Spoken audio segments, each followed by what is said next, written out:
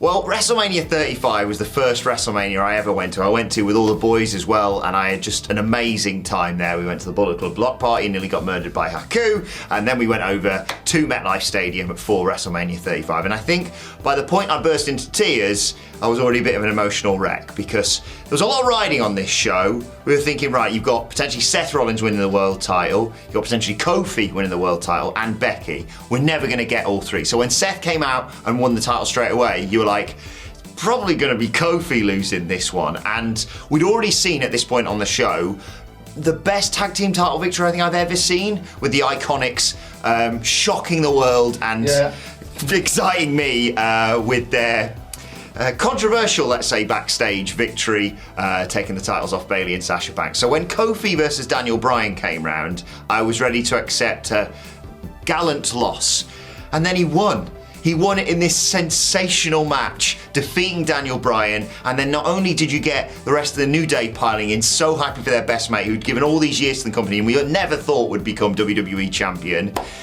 And then he got his kids involved, and they brought the old title back, and I don't know whether it'd just been a long day, or just family stuff, or just the boys being there for their boy who's won the big one. I just burst into floods of tears, basically, and then I sort of composed myself, and then about 5 minutes later I burst into another flood of tears because I remembered there was about 5 hours left on WrestleMania 35. You can have everything. You can have everything. An emotional moment that made me cry in professional wrestling. I mean, you could pick one of these. There's sadly been way too many, but I suppose this one kind of works out all right, so you can have happy tears and sad tears. And that's when Daniel Bryan, Bryan Danielson, retired from WWE, however long ago it was, because, I mean, it was just such a crazy period for him. And ever since he won the World Championship at WrestleMania 30, then he got injured, and obviously he was meant to be in that SummerSlam match when Brock Lesnar was going to destroy him, but John Cena did that instead. Then he had all this stuff in his personal life, and then, look, being part of WWE in any guise, I'm sure is absolutely awesome. But he clearly struggled with doing the talking smack stuff and the GM stuff and, the manager stuff, whatever you want to call it, the non-wrestling stuff. Because all he wanted to do was wrestle, then he was trying to get out of the company, he wasn't able to get out of the company. And then I remember sitting on my couch in my old house, not where I am right now, and then all of a sudden it broke on the internet, apparently the internet's over there, tonight on SmackDown or whatever it was, Daniel Bryan's coming back. Daniel Bryan's coming back. You're like, well, there's no way Daniel Bryan is coming back, because we'd heard all these stories that he kept trying to get cleared, but Vince kept saying no, and the doctors kept saying no, to the point you're just giving up hope. Because sometimes there's no point having hope if something isn't going to happen. And then he cut that speech about, if you fight your dreams will kick you in the ass. That's not what it was. Whatever it may be. But I take the mick out of it there, but it was genuinely inspiring. And just seeing how happy he was in comparison to how sad he was. I remember there's that picture with Brie Bella, who of course is his wife, backstage. And he just looks like such a broken man. And now we see him in AEW. You can just see how much he loves pro wrestling. Yeah, both when he left, I shed a tear, and when he came back, I shed a little bit of a tear too. And then I probably shed another tear that within 1 year we'd turn him heel. Because that just sums up how stupid pro wrestling is. He should have been a babyface for life. I mean, he kind of is now. But that did give us the Planet's Champion, or whatever we called it, with the organic belt, which was genuinely some of the best work he's ever done.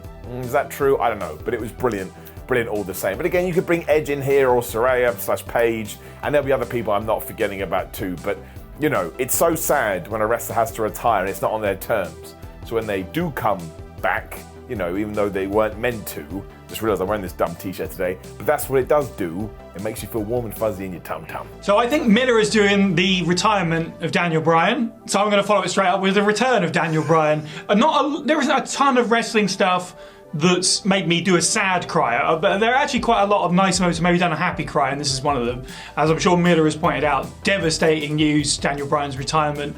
It's a profession, obviously, that for the large part you have to care about wrestling, you have to want to do it because it's so absurd and so potentially dangerous. And I think out of everyone, Daniel Bryan is probably the guy that comes to mind most when you think of guy that loves this with all of their being, like eat, sleep, breathe wrestling, all that stuff. That is Daniel Bryan. So to not just his retirement, but the years afterwards, to watch him go through what he did. We'd hear it in the news. He would talk about it in interviews. I think he maybe brought it up on Talking Smack, where he's like, I've seen doctors all around the country, all around the world maybe, and they've said, yeah, you're fine to go. It's just WWE won't clear me. So when it did finally happen and he returned, I think it was WrestleMania 34, the tag match with Owens and Zayn versus Bryan and Shane McMahon, which is very weird to say now, but I don't remember anything about the match, but I definitely remember him coming down the ring, doing the yes, seeing how much it meant to him. Like, forget all the other accomplishments that he had before or then, just to be like, he can perform again and how much that meant to him. I watched that WrestleMania with some friends and I remember standing at the back of the room and just like, yeah, got me right there. I was like, it's just a really special moment.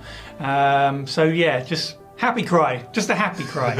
It's the return of Katsuyori Shibata to New Japan Pro Wrestling shortly after his...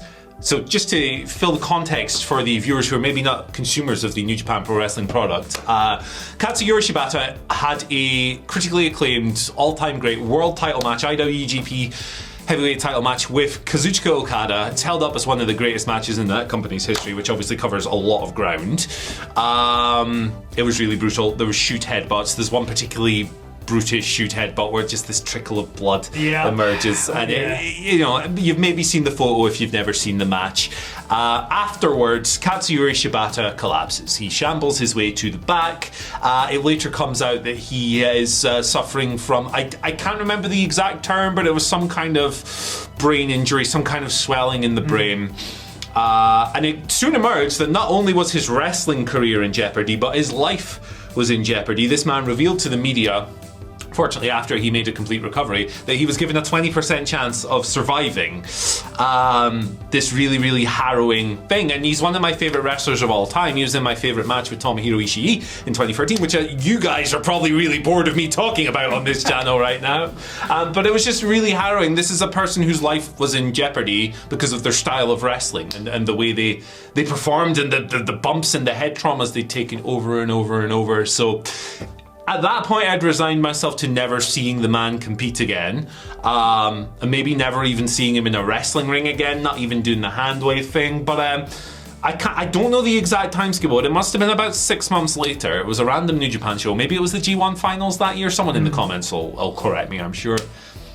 His music just hit in the middle of the show, and it was a crowd reaction unlike anything I've ever heard before. It was just an immediate, what? Yeah. And then an eruption of joy and sadness and tears and what the hell is going on?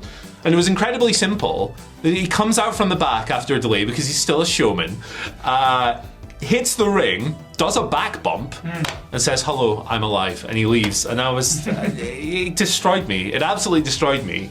Years later, we're very fortunate that he's been able to return and have matches, and he's adapted his style a lot. He's not taking head bumps anymore, and he's not doing those headbutts. But for that moment, Katsuyori Shibata reduced me to a quivering wreck, and I'm very thankful to him for that. Outside of wrestler deaths and tribute shows, which I don't really want to conflate with the fiction that we're talking about here, there were two Bianca Belair moments at WrestleMania events. The first, right, was even before I learned like the really horrible circumstances behind the dance. I'm like a softie when it comes to children now. I'm a father of two, and for whatever reason, even though it was like, before I learned the circumstances, like a really nice celebration of a really young child showing her like incredible creativity to the world. Like when that girl came out to do like the dance and the contortionist, for whatever reason, just watching her be so like bold and brave in front of that many people as I sit here a little bit scared of that camera, I don't know why, it just broke me, and I was happy at the time. I just thought, what kind of world is she going to confront one day? And children are too pure for it, and it just really brought into focus. As nice as this is, like, you're probably going to get some horrible treatment later on, and it's going to be absolutely horrible and unearned, but just the bravery, just the idea that their world is so different to the way I view it through a completely different husk of a lens, that just really got me. I think it's just being a father. And the other one was the WrestleMania 37 bell intro when Sasha had the match with Bianca at WrestleMania 37.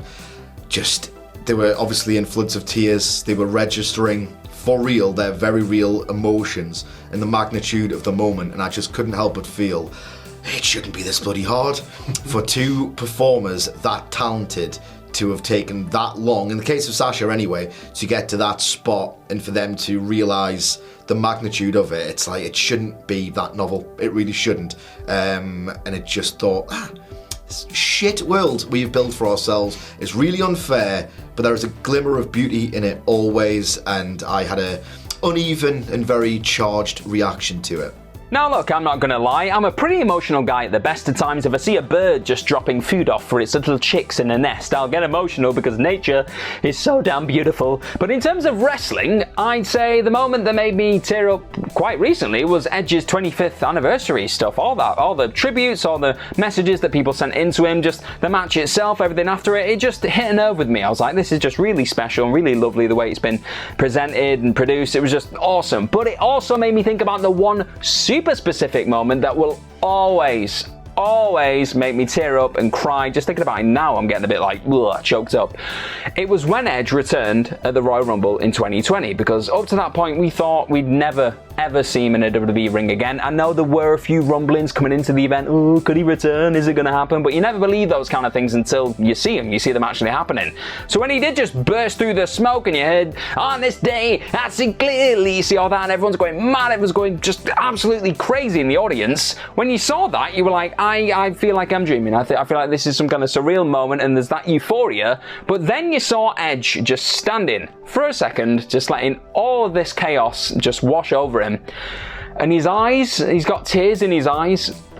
And it's just one of those moments where everyone on the planet could feel what he was going through in a weird way. You were like, I get like what that is right there. This guy thought he'd never get in a ring again. He loves wrestling with all of his heart and soul, and he never thought he'd be able to do it again. But here he was, about to enter the Royal Rumble and just pick back up where he left off, and it was surreal, and you could see that realization in his eyes, and it was lovely. It was just the most lovely, sweet moment in all of wrestling, and I will always just replay that just to kind of remind myself that I am human and I have emotions every now and again, and it's the best and most emotional moment that will always make me cry in wrestling. Double or Nothing 2021 brackets general. Look, there were loads more important things than losing pro wrestling during the global pandemic.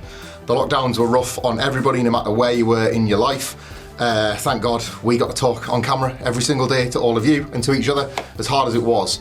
But we all got so conditioned to there being no crowds, to the Thunderdome, to the empty hum of Daly's Place, scattered crowds, that it never ever felt like it was coming back. You were wondering if you were ever going to get the feeling again. And Daly's Place wasn't just perfect when things were at their worst in 2020, but it turns out it was at its best as a venue during the times when everyone was still a little bit tentative. You had an outdoor amphitheatre, and it provided the perfect setting for everything, feeling like gradually we were going back to normal.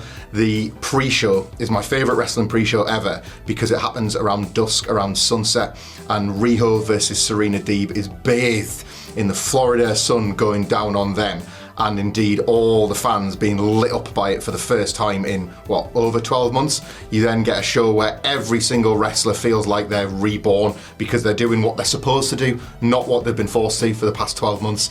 Best exemplified, I think, by Jon Moxley and Eddie Kingston's entrance. Yeah. They walked through that. Yeah.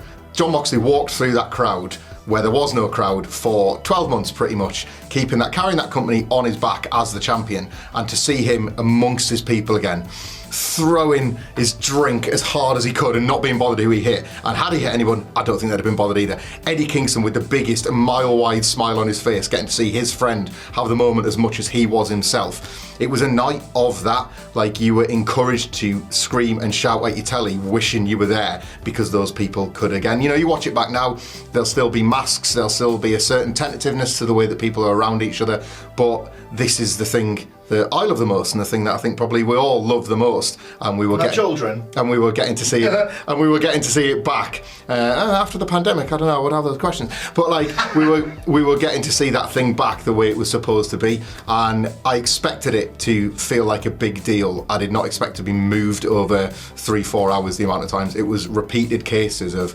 I think I'm going to cry again. Everything's going to be all right, and of course it wasn't all right. COVID lives with us every single day, yes. But we're all fine now. We're all absolutely hustling masks to it. That was a time where we were scared too, and it played on that fear as well. It was quite magic. When I was asked the question of which emotional wrestling moment made you cry, it was always going to be one answer, the answer that came straight to mind, and it's something I think about on pretty much a daily basis, even all these years later. Full disclosure, most days I tend to have something that brings a tear to my eye, but one thing guaranteed to always have me sobbing like a baby is the reunion of Randy Savage and Miss Elizabeth at WrestleMania 7. There you go. You can see them behind me there on the wall, although obviously that is not from WrestleMania 7. By that point, of course, Elizabeth had barely been seen since helping Dusty Rhodes and Sapphire at WrestleMania 6. But there she was, sat in the crowd at Mania 7, Savage and Warrior about to do battle in a retirement match. The loser had to retire from the professional wrestling business. Despite being hit by 5 of the Macho King's patented elbow drops, that was just unheard of at the time. That was very much a time period where a finishing move was a finishing move. You hit one of them, that was it. They were done. That was it. Game over, man. Game over. But Warrior, he kicked out of that and he got the pin on Savage, pinned him with one foot on his chest, in fact, which brought an end to the career of the Macho King. Of course, Randy Savage at that point was managed by Sensational Sherry, or Queen Sherry, and as brilliantly described by Gorilla Monsoon and Bobby Heenan at that point, Sherry was pissed off that she'd lost her meal ticket and so started putting the boots to the fallen Randy Savage. And in a moment that brings goosebumps, right now, Elizabeth hops the rail, comes down the aisleway, fights off Sherry, and then Randy gets up and he turns around and he's unaware of what's gone on, and he slowly, everything was always slowly with the Macho Man, he slowly pieces together what's happened as the crowd kind of cheering him to do the right things. Elizabeth starts crying. Oh man, she's got the sparkly black and white top on with the white stars.